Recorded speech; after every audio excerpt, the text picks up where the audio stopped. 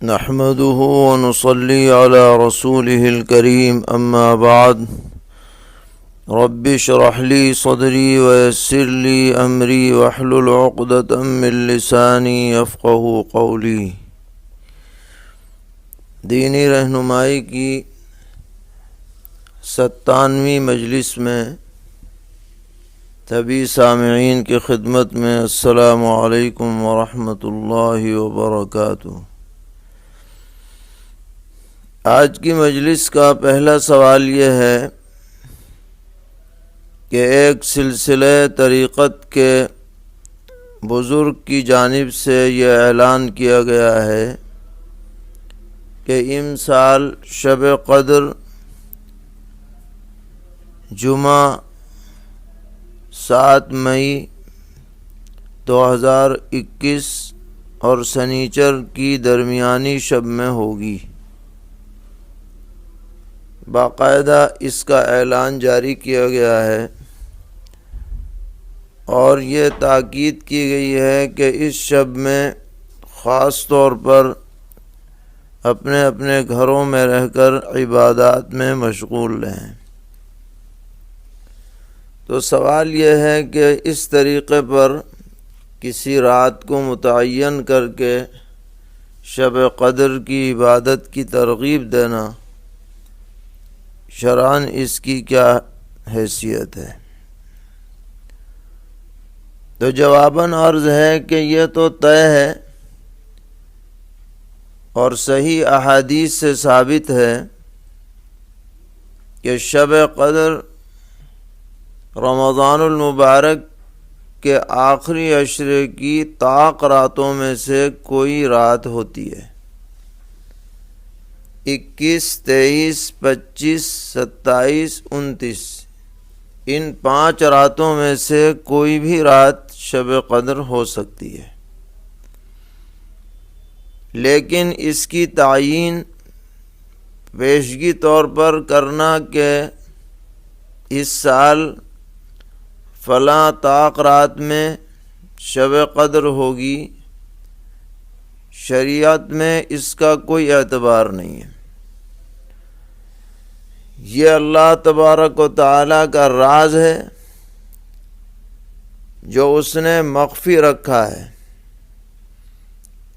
اگر یہ بتانا اللہ تعالیٰ کی حکمت کے مطابق ہوتا کہ تعیین کر دی جائے کہ کون سی شب قدر ہے تو نبی اکرم علیہ الصلاۃ والسلام کو اطلاع دی جاتی اور آپ اس سے امت کو باخبر فرماتے، لیکن آپ نے اس طریقے پر تعیین کر کے باخبر نہیں فرمایا، بس یہ فرمایا کہ آخر عشرے کی طاق راتوں میں تلاش کرو۔ لہذا ہمارے پاس اب کوئی ایسا یقینی اور حتمی ذریعہ نہیں ہے جس سے ہم پیشگی یہ پتہ لگا لیں کہ اس سال فلاں شب قدر ہوگی۔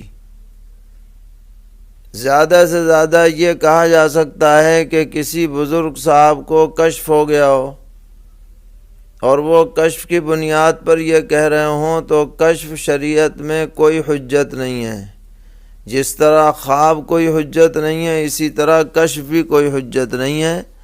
اس طرح کے اعلانات کا لوگوں کو ہرگز یقین نہیں کرنا چاہیے۔ بہت ممکن ہے کہ اس کے علاوہ کوئی اور رات شب قدر ہو، اس لیے ایسی باتیں نہ تو بیان کی جائیں نہ پھیلائی جائیں۔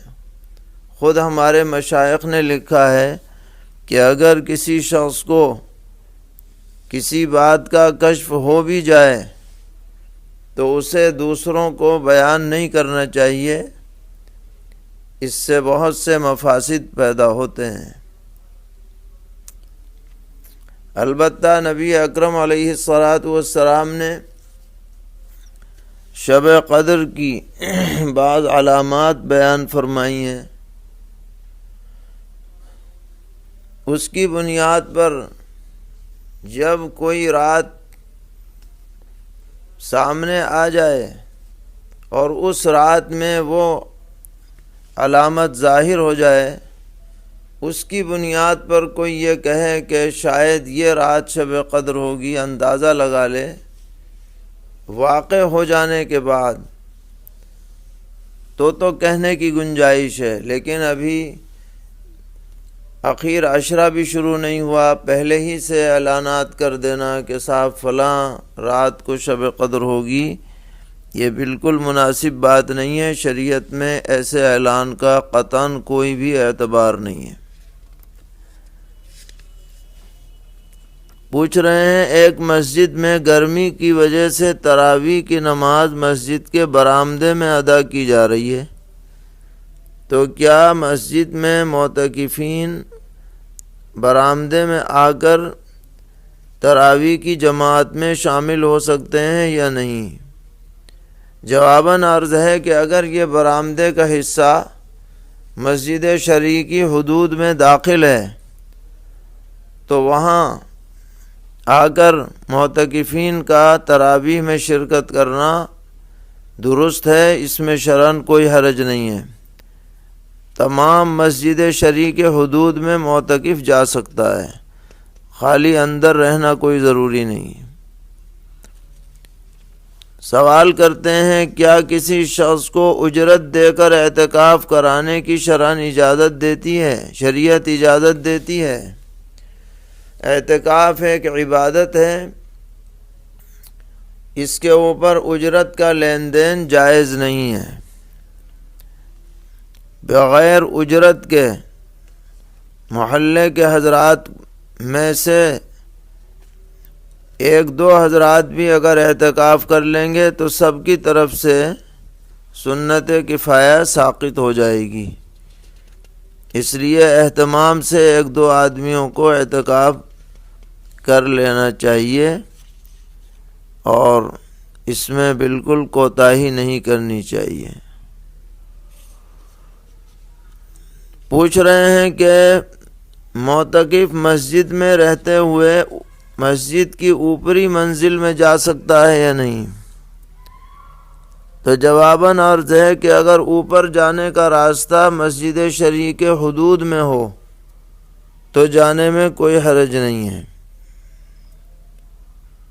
لیکن اگر مسجد کی حد سے باہر زینہ ہے، اس سے اوپر جانا پڑتا ہے، تو پھر اگر جائے گا تو اعتکاف ٹوٹ جائے گا۔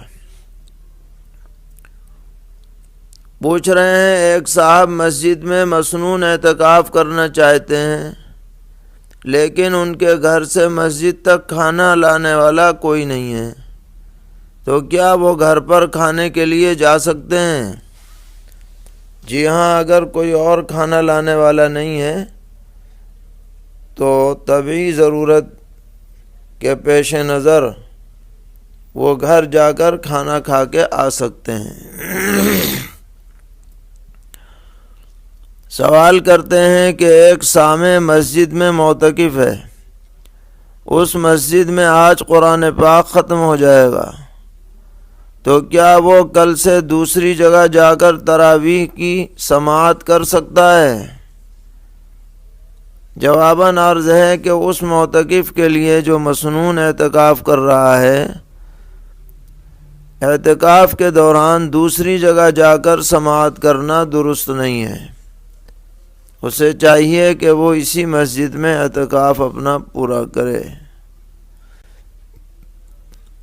پوچھ رہے ہیں، ایک سامع نے نادانی میں امام کو لقمہ دیتے ہوئے اس طرح کہہ دیا کہ تعلمون نہیں یعلمون، اور امام نے وہ لقمہ قبول بھی کر لیا، تو امام مقتدی اور سامع کی تراویح کا کیا حکم ہے؟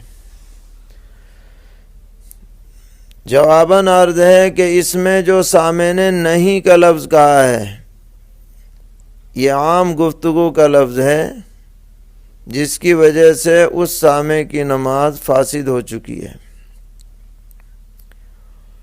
اب اگر امام نے اس کے کہنے کے بعد بغیر کسی توقف کے اور سوچے سمجھے اس کا لقمہ لے لیا تو امام کی نماز بھی فاسد ہو گئی، اور جب امام کی فاسد ہوئی تو امام کی اقتداء کرنے والے جتنے مقتدی ہیں ان کی بھی فاسد ہو گئی، اس لیے اس نماز کو دہرایا جائے گا انفرادی طور پر، بعد میں وہ 2 رکعت دہرا لیں۔ پوچھتے ہیں اگر امام تراویح کی نماز سرن پڑھا دے تو کیا حکم ہے؟ جواباً عرض ہے کہ تراویح جب جماعت سے پڑھی جائے تو اس میں جہر لازم ہے، کیونکہ اس میں قرآن پاک سنانا اصل مقصود ہے۔ لیکن اگر آدمی تراویح کی نماز اپنی تنہا پڑھ رہا ہے تو اسے اختیار ہے، چاہے تو جہر کرے چاہے تو آہستہ پڑھے۔ اس لیے جس امام نے سرن پڑھائی ہے اس میں اس نے جو قرآن پاک پڑھا ہے، اگر وہ ترتیب سے قرآن پڑھ رہا تھا تو اسے بعد میں دہرانا چاہیے۔ پوچھتے ہیں سامع کو تراویح میں بسا اوقات لقمہ یاد آنے میں دیر لگتی ہے، تو کیا سامع آگے پیچھے سے 1-2 آیتیں پڑھ سکتا ہے تاکہ لقمہ یاد آ جائے؟ یہ قرأت خلف الامام کی ممانعت میں تو داخل نہیں ہے۔ جواباً عرض ہے کہ اس طرح پڑھنے میں اسے کوئی حرج نہیں۔ یہ قرأت خلف الامام کی ممانعت میں داخل نہیں ہے، بلکہ یہ تعلیم کی ایک صورت ہے اور اس کے لیے دہرانا ناگزیر ہوتا ہے، اس لیے اس سے کسی کی نماز پر کوئی اثر نہیں پڑے گا۔ سوال کیا ہے کہ اگر کسی وجہ سے عشاء کی نماز فاسد ہو جائے اور تراویح بھی پڑھ لی تو کیا تراویح بھی نماز کے ساتھ دہرانی پڑے گی؟ اور اس میں پڑھے ہوئے قرآن کا کیا حکم ہے؟ جواباً عرض ہے کہ ایسی صورت میں عشاء کی نماز دہرائی جائے گی، اور اگر وقت باقی ہے تو تراویح بھی دہرائی جائے گی۔ لیکن اگر وقت نکل چکا بعد میں پتہ چلا تو ایسی صورت میں تراویح کی قضا نہیں ہے، لیکن اس تراویح میں جو قرآن پاک پڑھا گیا ہے وہ اگلے دن پڑھ لیا جائے، کیونکہ عشاء سے پہلے پڑھنے کی وجہ سے وہ تراویح نفل کے درجے میں ہو گئی، جو اس کی حیثیت سنت کی ہے وہ باقی نہیں رہی، اور اس کی قضا بہرحال نہیں ہے۔ اس کا اہتمام رکھا جائے۔ پوچھتے ہیں اگر امام کا وضو ٹوٹ گیا ہو اور اس نے امامت مکمل کر لی، بعد میں خیال آیا کہ میرا تو وضو ٹوٹ گیا تھا، تو اس نماز کا کیا حکم ہے؟ وہ نماز ٹوٹ گئی ہے، دوبارہ اس نماز کو پڑھنا لازم ہے، اس لیے کہ بلا وضو نماز شرعاً معتبر نہیں ہے۔ پوچھ رہے ہیں قدیم کنواں ہے، اگر اس کے اندر بیت الخلاء کا پائپ ڈال دیا جائے تو کیا حکم ہے؟ جواباً عرض ہے کہ اگر اس میں پہلے سے پانی موجود ہے تو اس میں ناپاک پانی کا پائپ نہ ڈالا جائے، کیونکہ اس سے پانی کے ذخیرے کو ناپاک کرنا لازم آئے گا، جو پانی کی ناقدری ہے، اور یہ شرعاً پسندیدہ نہیں ہے۔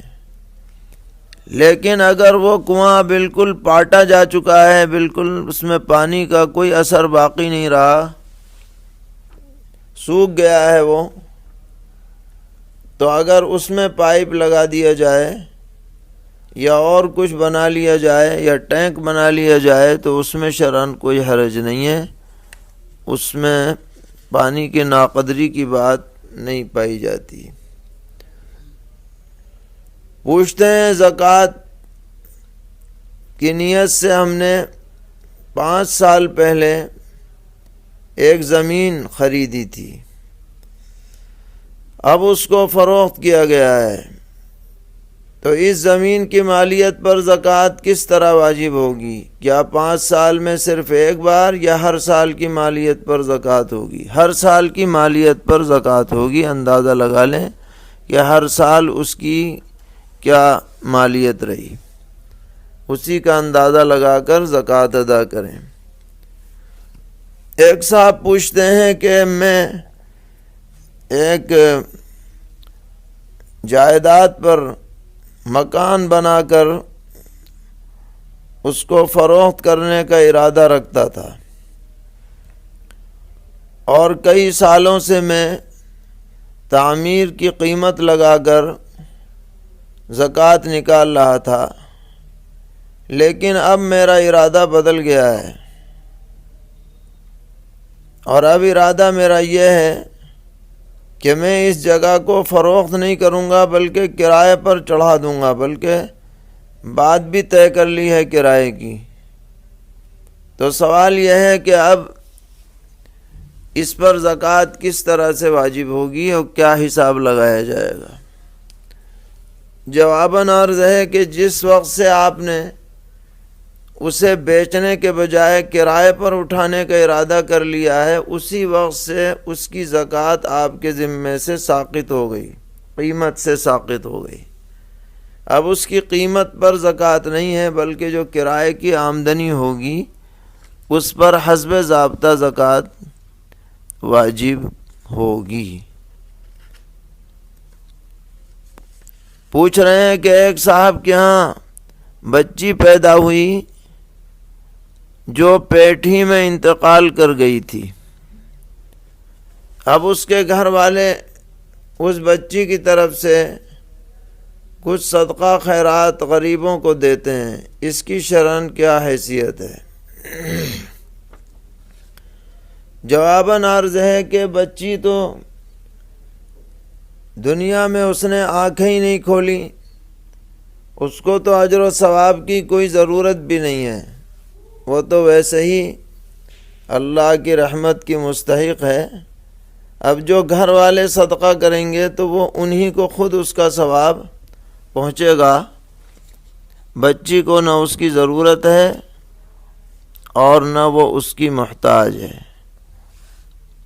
اللہ تبارک و تعالی ہم سب کو دین پر استقامت عطا فرمائے، ہر طرح کے شرور اور فتن سے محفوظ فرمائے، دارین کی عافیت سے سرفراز فرمائے۔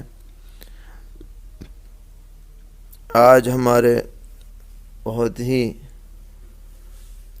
قابل قدر اور بے مثال اور بے نظیر عالم دین، عربی زبان و ادب میں سند کی حیثیت رکھنے والی شخصیت اور